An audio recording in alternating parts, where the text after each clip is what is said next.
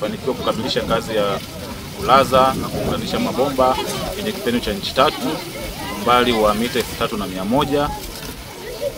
Mradi huu wenye jumla ya thamani ya shilingi milioni 52,424,179 umefikia asilimia 60. Kazi zilizosalia sasa ni ujenzi wa mnara kwa ajili ya kuhifadhia tenki lenye lita 10,000 na ujenzi wa kituo kimoja cha kuchotea maji pamoja na ujenzi wa chemba kwa ajili ya viungio na uwekaji wa alama za mabomba marker post.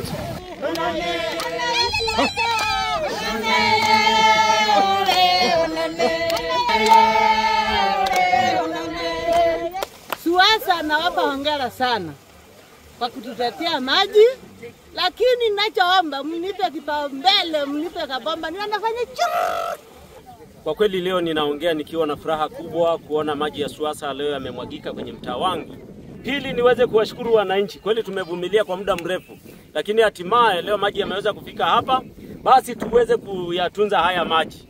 Maji ni mengi kama tulivyoweza kuyaona, tupeane ushirikiano. Kwa kweli tuna furaha kubwa sana. Tulikuwa na changamoto ya maji na umeme, lakini leo hapa Kitope leo tunaongea tukiwa na furaha kubwa sana. Kwa kweli mimi kama mwenyekiti wa kamati ya maendeleo na diwani wa kata ya Mandeo, eneo hili la Kitope lilikuwa lina changamoto kubwa ya maji, na leo changamoto hiyo imeisha. Nina kila sababu ya kufurahia na nashindwa niongee nini kwa sababu maji yamefika. Kwa hiyo mimi naamini wananchi kwa mradi huu wa maji na kwa jinsi ambavyo wameteseka kwa muda mrefu wataulinda, na sisi kama viongozi pia wa serikali tutaendelea kuangalia na kutunza miradi ambayo inakuja katika maeneo yetu.